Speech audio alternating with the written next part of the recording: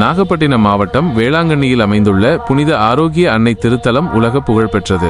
இங்கு அன்னை மரியாள் தோன்றியதாக 3 முக்கிய நிகழ்வுகள் வாய்மொழி கதைகளாகவும் பக்தர்களின் நம்பிக்கையாகவும் பரவி வருகின்றன. இந்த 3 நிகழ்வுகள்தான் வேளாங்கண்ணி அன்னை மாதா கோவிலின் மகிமைக்கும் முக்கியத்துவத்திற்கும் அடிப்படையாக அமைந்தன. 1. இடைய சிறுவனுக்கு அன்னை காட்சி தந்த அற்புதம். 16ஆம் நூற்றாண்டு. வேளாங்கண்ணிக்கு அருகிலுள்ள ஒரு கிராமத்தை சேர்ந்த ஒரு இடைய சிறுவன் நாகப்பட்டினத்தில் உள்ள ஒரு செல்வந்தருக்கு தினமும் பால் கொண்டு செல்வது வழக்கம். ஒரு நாள் அவன் பால் கொண்டு செல்லும் வழியில் வேளாங்கண்ணி அண்ணாப்பிள்ளை தெருவில் இருந்த ஒரு குளத்தின் கரையில் உள்ள ஆலமரத்தடியில் ஓய்வெடுத்தான். அப்போது திடீரென பேரொளி தோன்ற அதில் ஒரு அழகிய அன்னை குழந்தை இயேசுவுடன் காட்சியளித்தார்.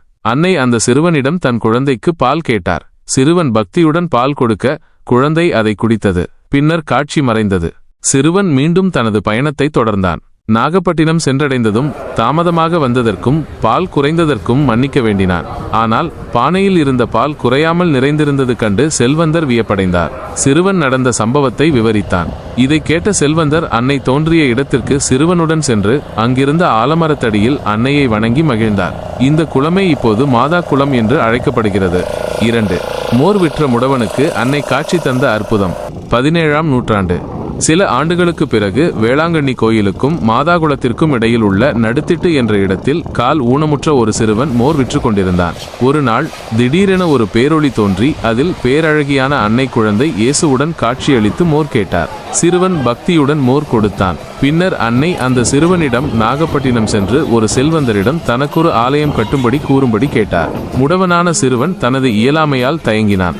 அப்போது அன்னை எழுந்து நட என்று கூற சிறுவன் ஊனம் நீங்கி ஓடத் தொடங்கினான். அவன் நாகப்பட்டினம் சென்று நடந்ததை அந்த செல்வந்தரிடம் கூறினான். அந்த செல்வந்தரும் அன்னைக்கு ஒரு ஓலை கோயில் கட்டினார். இந்த நிகழ்வுக்கு பிறகு மக்கள் அன்னையை ஆரோக்கிய மாதா என்று அழைத்து வழிபடத் தொடங்கினர். 3. போர்த்துகீசிய மாலுமிகளுக்கு அன்னை அடைக்கலம் கொடுத்த அற்புதம். 17ஆம் நூற்றாண்டு. செப்டம்பர் 8. 17ஆம் நூற்றாண்டில் ஒரு போர்த்துகீசிய கப்பல் சீனாவிலிருந்து இந்தியாவுக்கு வந்து கொண்டிருந்தது. வங்கக்கடலில் பெரும் புயலில் சிக்கி கப்பல் தத்தளித்தது. மாலுமிகள் கதிகலங்கி வானக அன்னையை நோக்கி நலமுடன் கரை சேர்ந்தால் ஒரு ஆலயம் கட்டுவோம் என்று மன்றாடினர். புயல் ஓய்ந்து கப்பல் வேளாங்கண்ணி கடற்கரையில் பாதுகாப்பாக கரை சேர்ந்தது. அது செப்டம்பர் 8ஆம் நாள். அன்று அன்னை மரியின் பிறந்த நாள் என்பது குறிப்பிடத்தக்கது. மாலுமிகள் தாங்கள் நேர்ந்து கொண்டபடி அந்த இடத்திலேயே அன்னைக்கு ஒரு சிறிய ஆலயத்தை கட்டினர். இன்று நாம் காணும் பெரிய பேராலயத்திற்கு முன்னோடியாக அது அமைந்தது. அவர்கள் கொண்டு வந்து பதித்த ரோசிலைன் கற்களாலான பீடம் இன்றும் அதே இடத்தில் உள்ளது. இன்றும் வேளாங்கண்ணி பேராலயத்தின் ஆண்டு திருவிழா செப்டம்பர் 8ஆம் நாளை கொண்டாடப்படுகிறது.